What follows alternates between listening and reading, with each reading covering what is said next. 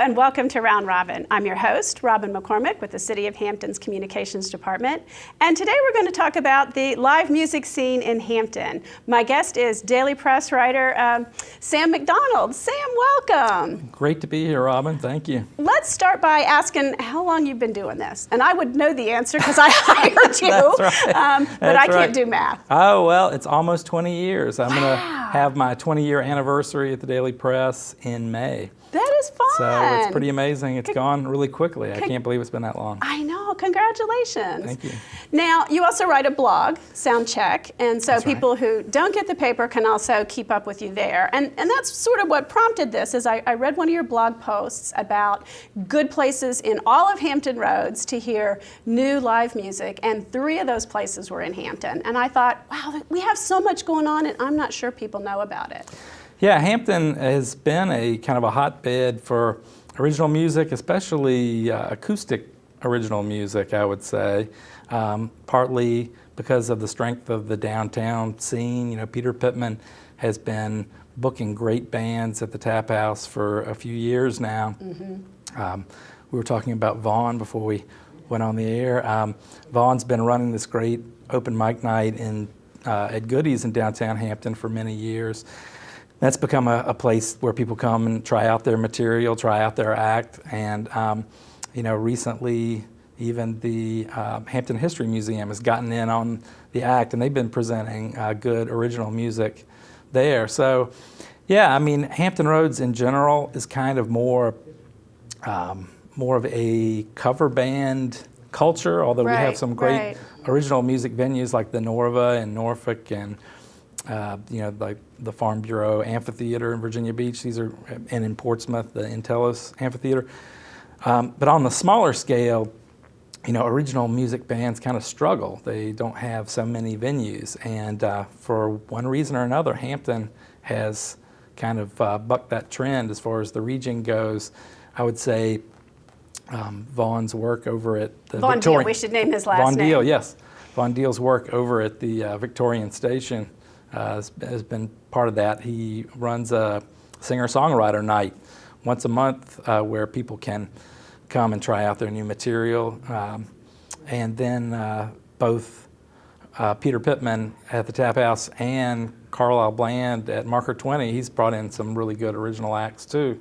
So Hampton's doing well when you look at the whole region. Yeah, there are those. Okay, so let's talk about that a little bit more. We've got downtown. Let's start with downtown. We do have the Tap House, right? Marker 20, and let's talk about the Hampton History Museum, because I have to tell you, that's one of my favorites. I'm old, and so concerts at the Tap House that started, I told Peter this, if it starts at 10 p.m., you know, you can kind of rule me out. That's way past my bedtime. Right. But the Hampton History Museum concerts start at 6 p.m. Love it, yep. Yeah, isn't that I'm getting great? a little older too. So yeah, I mean, you can go after work and enjoy a beverage and see some great music, and then maybe go downtown and enjoy one of the restaurants. I think that's the concept they're working with, and it's a good one. It's really good, and if you do end up at Goodies as the after-hour thing, then that happens to be one of Von Deal's open mic nights, and you get a lot of, actually sometimes the same players who migrate, and sometimes completely different folks, and it's just a wonderful, relaxed, fun mix of people. Yeah, Seamus McGran, who previously did something similar over at PFAC, deserves a lot of credit. He is calling me and kind of pumping me for information pretty regularly about who he should try out there. And you know, I kind of encouraged him to go in a more historical direction and sort of concentrate on folk music. But Mike or Seamus has his own kind of concept for it, and so he's really covering lots of different genres. I mean, they had a steampunk festival there. Wasn't that fun? Yeah. Recently, which was pretty terrific, with a couple of good local bands that play original music. So they're really trying some new things at the History Museum. So I really applaud that. That's great. Okay, so let's migrate now toward Phoebus. And Phoebus has some pretty active live music these days. Well, Sarah's has recently become it's an Irish pub there in Phoebus, and it's become a musical hotbed too because of the Tuesday night open mic night that they do. Oh, I didn't know that. That's great. Yes. Okay. Don Butcher who for many years ran an open mic night at Goodfellas in downtown Hampton. He, after Goodfellas closed, it's now the Conch and Bucket, the open mic night that they had, which was really well established, it kind of didn't have a home for a few years. They tried it a couple of different places, but Sarah's has taken root, and so on Tuesday nights you can really see some of the best musicians in not just the peninsula but Hampton Roads. They gather there for some impromptu jamming, so it's fun. And then the Victorian Station, which we mentioned earlier, it's small and intimate and acoustic oriented. And bluegrass. They have a bluegrass night too, I think. You're right, yeah. I think you're right. So it's if that's what you're into, then and that's it's a fun great because you place for it. don't realize it. You think Victorian Tea Station, it's this highfalutin China ladies kind of thing, which it is. Right. By day at lunchtime, it's a very relaxed but very nice atmosphere. And then at night, when the pirate is out front, it becomes sort of beer and barbecue and a different environment altogether. Right. It's I've heard people say it's kind of like seeing music in your own living room, and it has that atmosphere. They attract regulars, and so it's a kind of a warm community feeling, and so it's a great location for acoustic music. Now, that little pub in Phoebus on the other side of the street, not Sarah's, do they still have music? I know for a while they had some really interesting bands. Oh yeah, the old Town Tavern, I believe it's called. Yeah, they have done a great job of leaning more toward the rock side. So some pretty experimental in some cases, kind of edgy rock acts have played there. So I'm not sure if they're doing it as often now, but yes. So yeah, if you think about it, Phoebus, and then of course the American Theater is right there too. So that's right, and that's where you step up a little bit more to more national acts or bigger, maybe better known or on the way up kind of bands come through. Yes.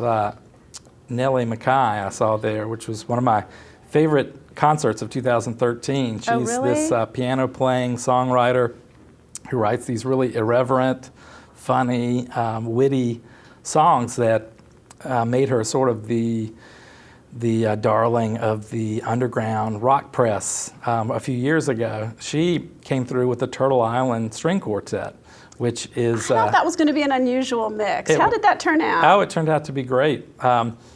They mixed it up, so the Turtle Island guys played some of their unconventional string quartet music, and then Nellie did like a solo song or two, and then they played together, and it was really an amazing night of music. So some of my favorite concerts of my 20 years have been at the American Theater, thanks to Michael Curry, who was booking it previously.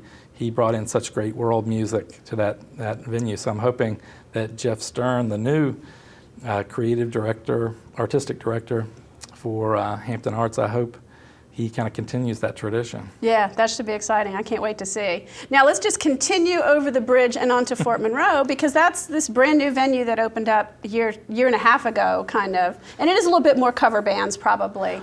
But, well, to some degree, yes, but then also national acts. Like Peter Pittman in downtown, he kind of concentrates on really quality national acts, but they tend to be more up and coming, kind of maybe below the radar of the average radio listener, but still really great quality.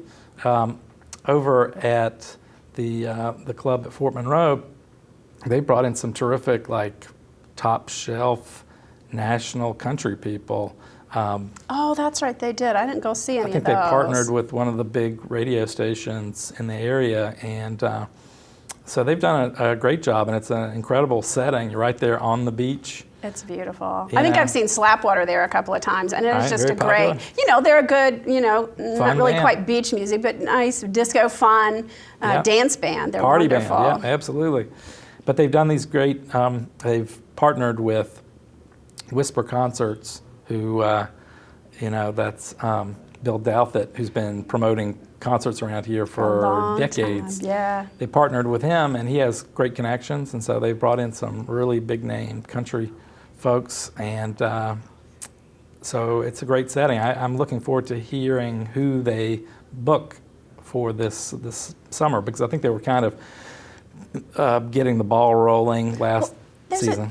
year almost lead time on some of these things and making these arrangements. So they should be, it may be in full swing this summer. Yes. We should be hearing something. I mean, here we are, the early part of the year, we're already hearing about big concerts happening in the summer. So there'll be announcements the first quarter, definitely for throughout the summer, including some really great country shows, I'm sure, out there. Yeah, that should be fun. Okay, and if we're going to talk about national acts in Hampton, we cannot forget the granddaddy of venues, which is the Coliseum, of course.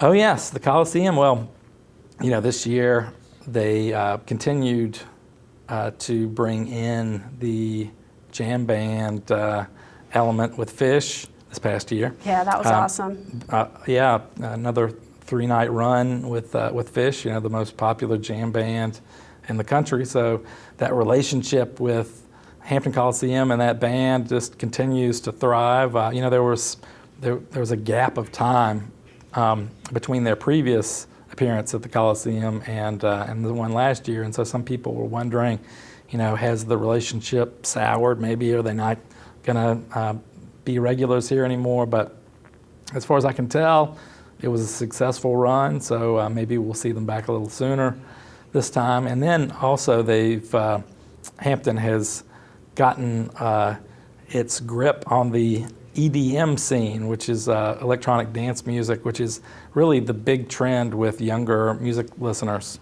Boy, I know. Okay, there was this 2-day run at the Coliseum. I think you even had to buy both nights. Bass lights.